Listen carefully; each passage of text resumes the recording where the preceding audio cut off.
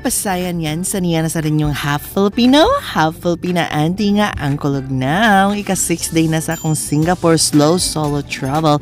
And this time, I decided na bisitahon og balik ang Gardens by the Bay. And of course, dili jud kompleto ang atong Singapore trip kung dili na to bisitahon ang Flower Dome. Naghupot din titulo sa Guinness World Records mga pasayan yan as the world's largest glass greenhouse. O, diba? So, maon nang andam-andamon dyan na to itong mga budget, mga pasayan yan, no? Pero di mag-uol, kaya inyong mong bayaran, apil na po dito ang Cloud Forest. During my visit, adunay exhibition sa cherry blossom. O, diba? Akalain nyo, dito pala ako sa Singapore makakita ng cherry blossom.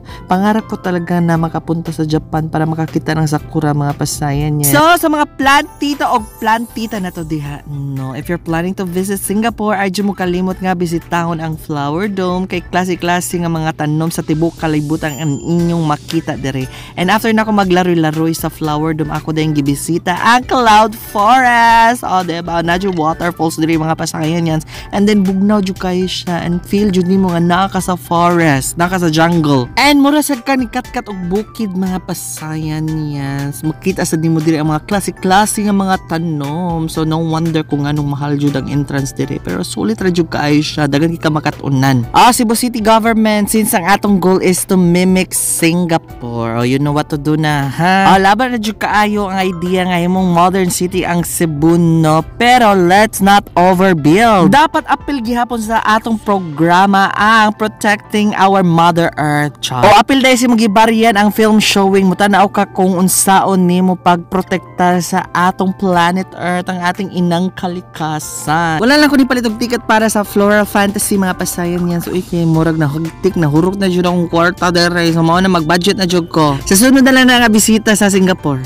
Magtigom jud para dito ma-short dire. After day na ni ato din kog super train, no, para mag-chill-chill, mag-relax. Pwede sad mangitag up char.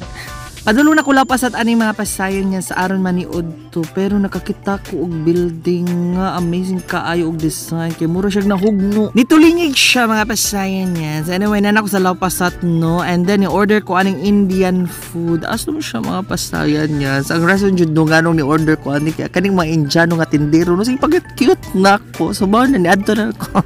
Kini sa mga tindero nga mga Indiano, no, sige pa cute na ko. Kano po makakitag anti nga angkol og now? Chema. Anyway, if you're planning nga mag-food trip diri sa Singapore, apil sa iyong itinerary kining lawpasot kay klase-klase nga mga pagkaon ng inyong matilawan sa tibok kalibutan. So nara jud rin, no, sa basa ng burak na isig aw. Human akong trabaho mga pasayan niya sa ni hapon dayon ko diri sa Maxwell Food Center. Anyway, morto siya. Bye-bye!